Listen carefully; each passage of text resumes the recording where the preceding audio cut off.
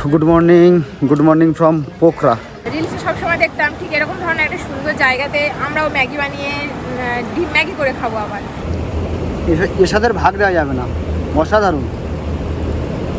এইরকম একটা পরিবেশে এরকম জায়গায় বসে গরম গরম ম্যাগি, সত্যি বলতে আগে স্বপ্ন দেখতাম, এখন স্বপ্ন সত্যি হয়েছে।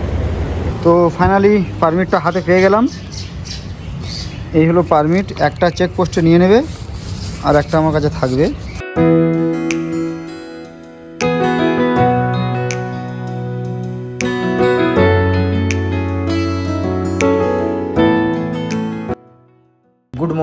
Good morning from Birganj.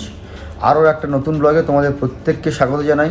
তোমরা জানো যে আমি মুক্তিনাথ রাইডে বেরিয়েছি।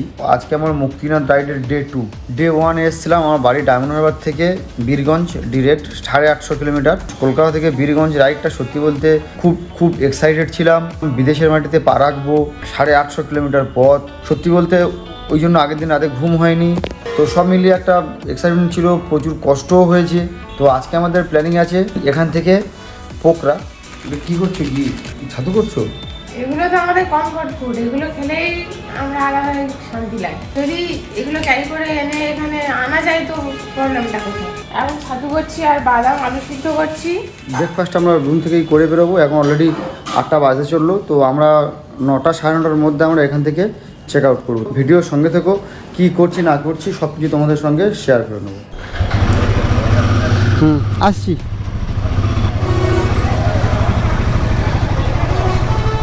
এখন সময় সকাল 10টা 5 আর এই মুহূর্তে বেরিয়েছি বীরগঞ্জ থেকে পোখরার দিকে। ডিস্টেন্স আছে 253 kilometre. As per Google time লাগবে 5 ঘন্টা 37 মিনিট। টাইম দেখাচ্ছে 4:02। তো সকালে আমরা ব্রেকফাস্ট করে নিয়েছি। ব্রেকফাস্টে কী খেলাম সেটা তোমরা দেখলেই। আর খাওয়া দাওয়ার এখন আর কোনো গল্প নেই, এখন শুধু যাওয়ার পালা।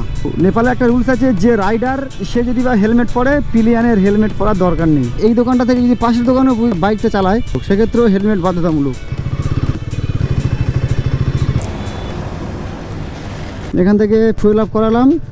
এখানটায় 1 লিটার পেট্রোলের দাম 225 টাকা। আমি ঝাড়খণ্ডে ফুয়েল আপ করেছি 98 পয়েন্ট সামথিং। বিহারে ফুয়েল আপ করায়নি, কিন্তু বিহারের রেট চলছে 160 সামথিং। আমি যদি বিহার থেকে ফুয়েল আপটা করিয়ে আসতাম তো আমার 200 টাকা সেভ হতো।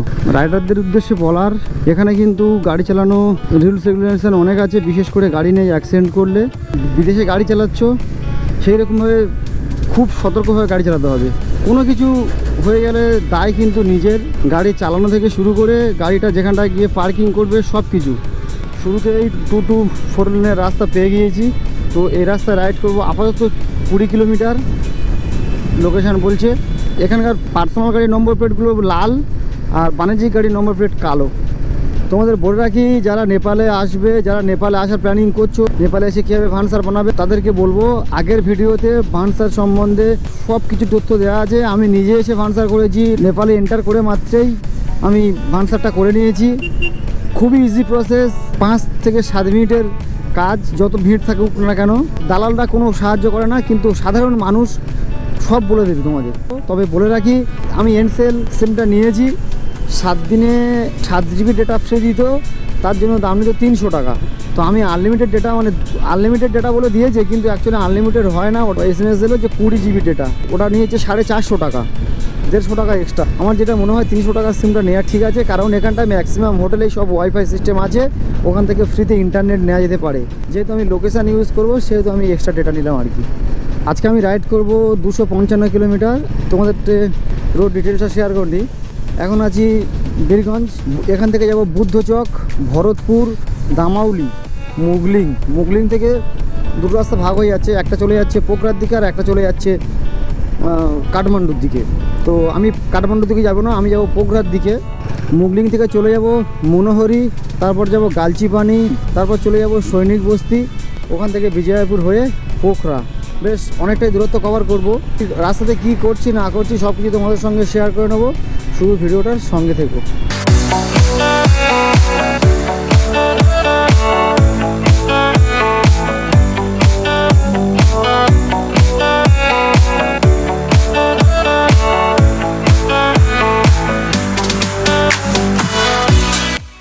বলতে আর আমি নিজেকে বিশ্বাস করতে পারছি না যে আমি বিদেশের মাটিতে বাইক চালাবো, নিজের বাইকটা নিয়ে বিদেশের মাটিতে চলে আসবো। সত্যি বলতে ভালো লাগছে, খুব ভালো লাগছে।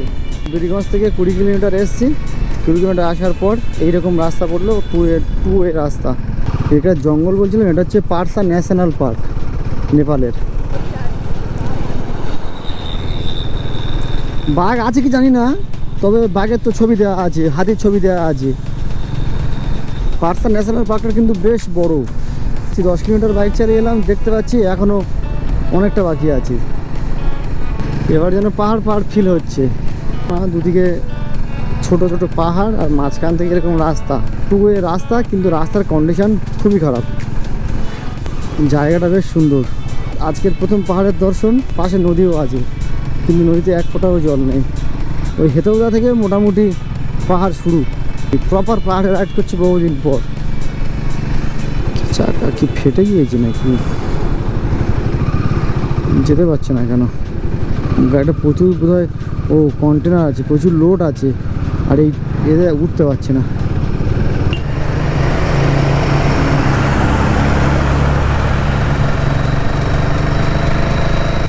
রাস্তাটা সমান দেখলে কি হবে, কিন্তু রাস্তাটা বেশ খাড়াই, কারণ এসব গাড়িগুলো উঠতে পারছে না। যতগুলো আসতে দেখছিলাম বড় বড় তেলের ট্যাঙ্কার, তারাও অসুবিধা হচ্ছিলো বুঝতে পারছি, কিন্তু 4 চাকাও উঠতে পারছে না। আমার বাইকের সেকেন্ড গিয়ারে দিয়েও যেন কান্নাকাটি হচ্ছে কিছু কিছু জায়গায়। ওহো, সেই ফিল। দূরে পাহাড়ের রেঞ্জ, চারিদিকে সারের জঙ্গল, এতক্ষণ পরে সেই ফিলটাই পাচ্ছি। সামনে মাইলস্টোন, পোখরা 204, কাঠমান্ডু 220। হেতৌদা থেকে বাঁদিক নিয়ে নিলাম, নিলে একটা হনুমানজির বড় মূর্তি, আর এই ব্রিজটা পার হলাম, এটা রাপ্তি ব্রিজ, আর ডান দিকে বুদ্ধ পার্ক। প্রায় অনেকটাই চলে এসেছি। আর এই যে রাস্তা, এই রাস্তার পাশে যে নদীটা বয়ে গিয়েছে সেটা হলো রাপ্তি নদী। আর রাপ্তি নদীর উপর দিয়ে একটা এরকম হ্যাঙ্গিং ব্রিজ, এটা পুরোপুরি কিন্তু হ্যাঙ্গিং না, মাঝখানে একটা হয়তো ইয়ে আছে, সাপোর্ট আছে। হ্যাঙ্গিং ব্রিজ যাবো আমরা, তুমি দেখবে, তুমি সেখানে গেলে ভয় পাবে, কোনো মাঝে কোনো সাপোর্ট টাপোর্ট কিছু নেই।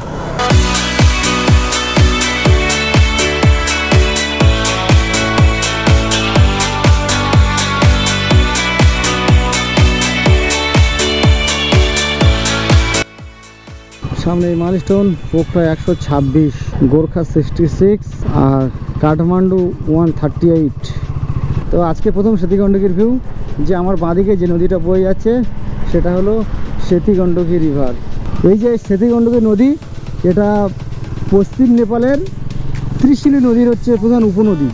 এটা অন্নপূর্ণা পর্বতমালা থেকে উৎপন্ন হয়ে পোখরার মধ্যে দিয়ে প্রবাহিত হয়ে ত্রিশূলী নদীতে গিয়ে আবার পড়েছে। এই সেতিগণ্ডকী নদীকে দুধ নদীও বলা হয়ে থাকে। এখান থেকে পোখরা পর্যন্ত যতক্ষণ যাব ততক্ষণ এই নদীটা, মানে সেতিগণ্ডকী নদী আমাদের সঙ্গে থাকছে। চলে এসেছি মুগলিং, এখান থেকে আমি নিয়ে নেবো লেফট। আর ডান দিকে যে রাস্তাটা চলে গিয়েছে, ওই রাস্তাটা চলে গিয়েছে কাঠমান্ডুর দিকে, আর আমি বাঁ দিকে রাস্তাটা নিয়ে নিলাম, এটা চলে যাচ্ছে পোখরা। তো এখান থেকে পোখরার দূরত্ব আছে 90 কিলোমিটার। তো এখন সময় বিকাল 3টে, আর এই মুহূর্তে আছি জাস্ট মুগলিং থেকে 1 কিলোমিটার দূরে। তো 1 কিলোমিটার দূরে সেতিগণ্ডকী নদীর বক্ষে। তো অ্যাকচুয়ালি কি, এই যে উপর দিয়ে রাস্তা গিয়েছে, উপর দিয়ে ওই যে গাড়ি আসছে, উপর দিয়ে রাস্তা চলে গিয়েছে।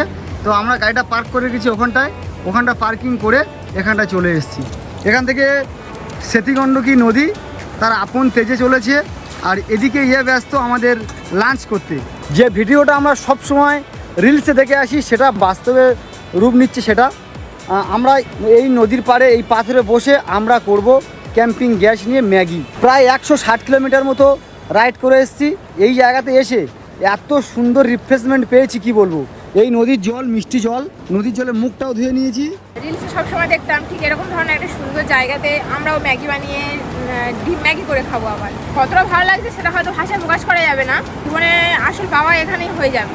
এই রাস্তাটা আসছিলাম যখন খুবই গরম লাগছিল, কষ্ট হচ্ছিল, এখানে এসে এতটাই ভালো লাগছে, সব কষ্ট আমাদের চলে গেছে।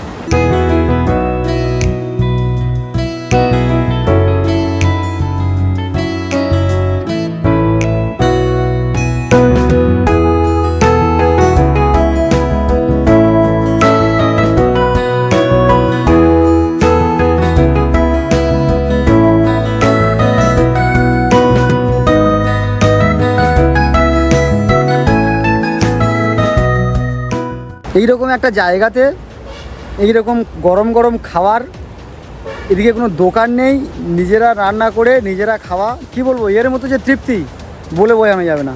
তো ম্যাগি কত বাকি আছে? ডিমটা ভেজে নিয়েছে, ম্যাগিটা হচ্ছে, ম্যাগিটা হয়ে গেলে জাস্ট ডিমটা ওতে দিয়ে একটু ফুটিয়ে নেবে। আমাদের ডিম ম্যাগি কমপ্লিট, এবার শুধু খাওয়া লাগবে। দেখে নাও কেমন হয়েছে ম্যাগি, কেমন হয়েছে। এর সাথে ভাগ দেওয়া যাবে না, অসাধারণ। এইরকম একটা পরিবেশে এইরকম জায়গায় বসে গরম গরম ম্যাগি, সত্যি বলতে আগে স্বপ্ন দেখতাম, এখন স্বপ্ন সত্যি হয়েছে। তুমি খেয়ে নাও, খেয়ে চলো। এখন সময় বিকাল 3:31, আর এইমাত্র সেতিগণ্ডকী রিভারের ওখান থেকে জাস্ট বেরোলাম। ওখানটা নেমেছিলাম প্রায় 2:40 নাগাদ, আর এখন বাজে 3:40। অনেকটা সময় কাটালাম, কেন কি সত্যি বলতে লোকেশানটা যা, কিচ্ছু বলার নেই। ফার্স্ট টাইম এরকম এক্সপিরিয়েন্স হলো আমার, তো বেশ ভালো লাগলো। তো এখান থেকে পোখরা দূরত্ব আছে 87 কিলোমিটার, সময় দেখাচ্ছে 1 ঘন্টা 50 মিনিট। তো এখন যা সময়, ওখানটা গিয়ে পৌঁছাবো 5:40। আমি আরও 20 মিনিট ছেড়ে দিলাম, মানে 6টার মধ্যে আমরা ওখানটায় পৌঁছাবো।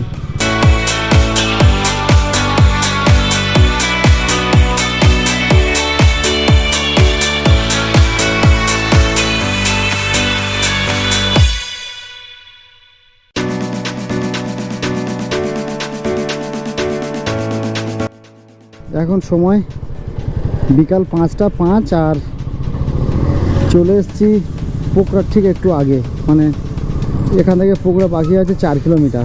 80 কিলোমিটার রাইড করলাম। 80 কিলোমিটার রাইডে ছিল পুরো একদম বাটার স্মুথ রোড, পাহাড়ে সচরাচর এরকম রোড আমি দেখিনি। 2+2 4 লেনের রাস্তা। তো যাই হোক, পোখরাতে পৌঁছে প্রথম কাজ হবে একটা হোটেল খোঁজা। তারপরে আমি করব কি পারমিট, ওই পারমিটটা করব আমি মুক্তিনাথের জন্য। তো যারা গান্ডুপ যাবে তাদেরও পারমিট হবে, যারা মুক্তিনাথ যাবে তাদেরও পারমিট হবে। তো আমি গান্ডুপ যাবো না, আমি যাবো মুক্তিনাথ। পারমিটটা কীভাবে করছি সেটাও ভিডিওর মাধ্যমে তোমাদেরকে জানিয়ে দেবো। পৌঁছে গেছি পোখরা। তো পোখরা যে লেকের কাছে, পেওয়া লেকের কাছে, এখানে একটা হোটেল নিয়েছি। এখানে প্রচুর হোটেল আছে, তো আমি যে হোটেলটা নিয়েছি সেটা ওই সাইড দিয়ে গেলে সামনেই লেক। আর এই ওখান থেকে এসে এই যে হোটেলটা, হোটেল কেলেস্টি ইন, আর এই যে রিসেপশান। আর গাড়িটা আপাতত এখানটায় গেছি, বাইকটা আমি রাখবো এখানটায়। তো এই হলো রুমের কন্ডিশন। রুমটা পরিষ্কার পরিচ্ছন্ন। তো এটা বেড কভার, সাদা বেড কভার, এখনও পাতা হয়নি, অর্ধেকটা পাতা আছে। এদিকে আছে একটা মিরর, এদিকে একটা বড় জানালা, এখান থেকে অনেকটা আলো আসছে। আর এদিকে ওয়ার্ড্রপ আছে। আর বাথরুমটা, এই হলো বাথরুম, ঠান্ডা জল গরম জলের সব ব্যবস্থা আছে। রুমটা আছে 3 তলায়। আর এই রাইডিং গিয়ার্স পরে আর এই এত কাগজপত্র নিয়ে সত্যি উঠতে ঘেমে গিয়েছি।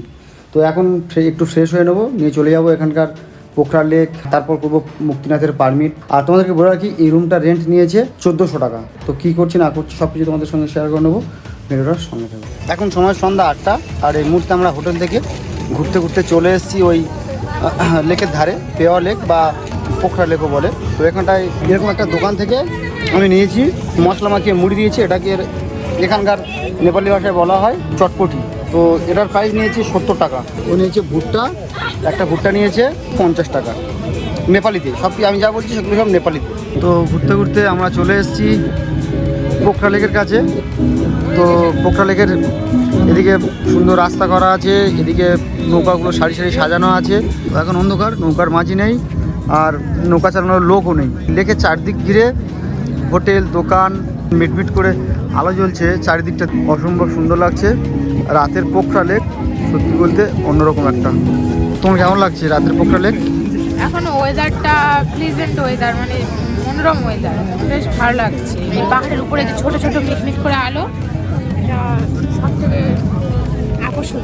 বেশ ভালো লাগে দেখতে পাহাড়ের উপরে এই আলো জ্বললে। আর সবাই ঘুরছে, সবার মতন টাইম কাটাচ্ছে, আমরাও দুজনেও টাইম কাটাতে এসেছি, ভালো লাগছে। Good morning from Pokhara. এখন সময় হয়ে গেছে সকাল 10:30। আর এইমাত্র আমরা হোটেল থেকে বেরোলাম। হোটেল থেকে বেরিয়ে যাচ্ছি পারমিট অফিসে, মানে মুক্তিনাথ কিংবা অন্নপূর্ণা ট্রেকিং যারা করে তাদেরকে একটা পারমিট বানাতে হয় নেপাল গভর্নমেন্টের ট্যুরিজম ডিপার্টমেন্ট থেকে। হোটেল থেকে লোকেশনে দেখছিলাম 2 কিলোমিটারের মতো। তোমরা তো জানো আজকে আমার নেপাল রাইডের ডে 3। তো ডে 1-এ বীরগঞ্জ এসেছিলাম, ডে 2-তে ওখান থেকে চলে এসেছি পোখরা। দুদিনে টোটাল 1100 কিলোমিটার মতো রাইড হয়ে গিয়েছি। তো ওই জন্য আজকের আর রাইড করিনি, আজকের ডেটটা ফাঁকা রেখেছি। আজকে করবো পারমিট আর পোখরা লেকটা একটু আশপাশ ঘুরে নেবো। সকাল থেকে এতক্ষণ পর্যন্ত কী করছিলাম, অ্যাকচুয়ালি দুদিন খুবই টায়ার্ড ছিলাম, ঘুমাচ্ছিলাম, একটু ইচ্ছা করেই শুয়েছিলাম। তুমি কী করছিলে? আমি টিফিন বানালাম, ছাতু আর ডিম সিদ্ধ। তো আমরা যেহেতু খাবার ক্যারি করেছিলাম সেই জন্য সকালের দিকে একটু মোটা করে ছাতু, বারবন বিস্কুট আর একটা করে ডিম সিদ্ধ খেলাম। তো আমরা দুজনে আলোচনা করছিলাম যে নেপালে এই যে আমার রুমটা আছে এটা 1400 টাকা NPR। যদি আমরা খাওয়া দাওয়া করতাম একদিনে 1400 টাকা থাকা, কিন্তু একদিনে খাওয়া দাওয়া খরচা প্রায় 2600 টাকার মতো পড়ে যায় দুজনের মিলিয়ে। তো যাই হোক, আমাদের বাড়ি থেকে খাবার ক্যারি করেছিলাম বলে, যেহেতু এটা বাজেট ট্রিপ করছি, খাবার ক্যারি করেছিলাম বলে অনেকটাই সেভ হচ্ছে। এই হলো permit office, Nepal tourism board. তো এখান থেকে এন্টার করে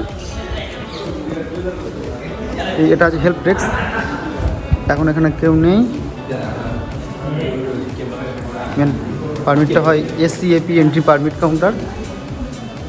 এখান থেকে ডান দিকে আছে পারমিট স্ক্যান আছে, ওয়াইফাই পাসওয়ার্ড। যদি কারো ইন্টারনেট না থাকে সেক্ষেত্রে এখান থেকে স্ক্যান করে পাসওয়ার্ড দিয়ে ইন্টারনেট নিতে হয়। আর এখান থেকে এখানে স্ক্যান করে ফর্মটা ফিল আপ করতে হয়। ফর্ম বেশি কিছু নেই, এই ফর্মে কী ফিল আপ করতে হয়: ফুল নেম, ন্যাশনালিটি, পাসপোর্ট বা Aadhaar number, date of birth, gender, occupation, upload photo upload না করলেও হবে। এই যে কাউন্টার আছে, ফর্মটা ফিল আপ করে এই কাউন্টারে চলে আসতে হবে। এই কাউন্টারে এই যে ক্যামেরা আছে, এখান থেকে ফটো ওরা করে নেবে। ফটো না হলেও চলে যাবে। পার পারসন 1000 টাকা। তো আমরা দুজনে করেছি 2000 টাকা। তো ফাইনালি পারমিটটা হাতে পেয়ে গেলাম। এই হলো পারমিট। একটা চেকপোস্টে নিয়ে নেবে আর একটা আমার কাছে থাকবে। এটা রিয়ার পারমিট। অ্যাকচুয়ালি এখানকার কাজ 15 মিনিটের কাজ, স্ক্যান করে ফর্মটা ফিল করতে হয়। তো এখন 12:30 অলরেডি বেজে গিয়েছে। তো এখান থেকে যাব হোটেলে। ভিডিওটার সঙ্গে থেকো, সব কিছু তোমাদের সঙ্গে শেয়ার করে নেব। এখন সময় হয়ে গেছে দুপুর 1:30। রুমে এসে সঙ্গে সঙ্গে ভাত রান্না করে নিয়েছি। তো আজকে কি খাওয়াচ্ছ আমাকে? গরম গরম ভাত আর এই মুগ ডাল সিদ্ধ, সঙ্গে আছে শসা। তার মধ্যে আমরা একটু আগে কিছুটা খেয়েও নিয়েছি, লঙ্কা পেঁয়াজ আর আলু মাখা। রুমের মধ্যে এইরকম গরম গরম খাবার। বেলাটা বেশ অনেকটাই হয়েছে, আর দেরি করব না, লাঞ্চটা করে নিই। এখন সময় বিকাল 6:25। আর আমরা অ্যালার্ম দিয়ে রেখেছিলাম 6টার সময় ঘুম থেকে উঠব। খাওয়া দাওয়া করে আমরা ঘুমিয়েছিলাম আর বেরোয়নি, কেন কি বৃষ্টি হচ্ছিল। অ্যালার্ম বাজতে আমরা উঠে রেডি হয়ে এখন যাচ্ছি পোখরা লেকের দিকে। এখন বেশ অনেকটাই আলো আছে, যা দেখে বুঝছি এখানে সন্ধ্যা হতে একটু দেরি হয়। বাইরে আজকে ওয়েদারটা বেশ ঠান্ডা লাগছে, তো ওই জন্যই মোটা গেঞ্জিটা পরে নিয়েছি। তো হোটেল থেকে স্ট্রেট বেরিয়ে এসেছি। এখানে একটা আছে পোখরা মানি চেঞ্জার। তো এখানটায় প্রত্যেক দিনের রেট প্রত্যেক দিন দিয়ে দিচ্ছে, নো কমিশন। এখানে কোনো কমিশন নেই। এখান থেকে টাকা এক্সচেঞ্জ করলাম, তো আজকে যা রেট সেই রেটটাই দেবে। তো এই রাস্তা বরাবর সামনেই বাঁদিকে গেলে আমাদের পড়বে পোখরা লেক। পোখরা লেকের চারিদিকটাই পাহাড়ে ঘেরা। আর এদিকে প্রথম দেখতে পেলাম স্নো ক্যাপ মাউন্টেন। আর এই সামন থেকে পোখরা লেক, এখান থেকে অসম্ভব সুন্দর লাগছে, কেন কি সূর্যটা নেমে গিয়েছে পাহাড়ের নিচে। পাহাড়ের ওখান থেকে যেন একটা আলোর আভা বেরোচ্ছে। পাহাড়ের তলায় পোখরা লেক। পোখরা লেক অনেকটা বড়। কাল রাতে তোমাদেরকে দেখিয়েছিলাম পোখরা লেকটা, আর আজকে দেখো এখানে ওয়েট করছে। এখানটায় বোট রাফটিংও করা যায়, এখানে অফিস থেকে বুকিং করে। রেট চার্টও দেওয়া আছে, 12,900, 1180। এদিকটা দেখো, এখানে অনেকে ছিপ ফেলে মাছ ধরছে। আর এখানটা দেখো প্রচুর বোট বসে আছে।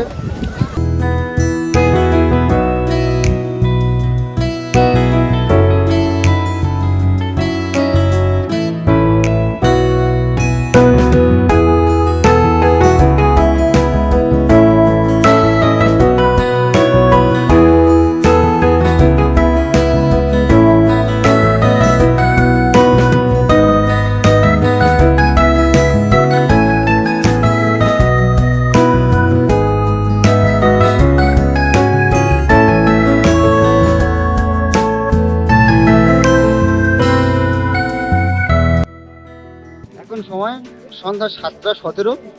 পুরোপুরি এখনো সন্ধ্যা হয়নি, সন্ধ্যা হতে একটু বাকি আছে। তো এখান থেকে মানে পোখরা লেক থেকে আজকের ভিডিওটা আমি শেষ করব। এই ভিডিওতে আমি দেখিয়েছি বীরগঞ্জ থেকে পোখরা জার্নি দেখিয়েছি, এসিএপির পারমিট অফিস থেকে পারমিট কীভাবে অন্নপূর্ণা বেস ক্যাম্প বা মুক্তিনাথের পারমিট করতে হয় সেটা দেখিয়েছি, পোখরা লেক, অনেক কিছুই দেখিয়েছি, আর কিছু দেখানোর নেই। পরের ব্লগে তোমার দেখতে হবে এখান থেকে মুক্তিনাথের জার্নি কি করছি না করছি সব তোমাদের সঙ্গে শেয়ার করে নেবো। তো ভিডিওর সঙ্গে থেকো। তো দেখা হচ্ছে ঠিক পরের ব্লগে। Till then stay safe, stay healthy.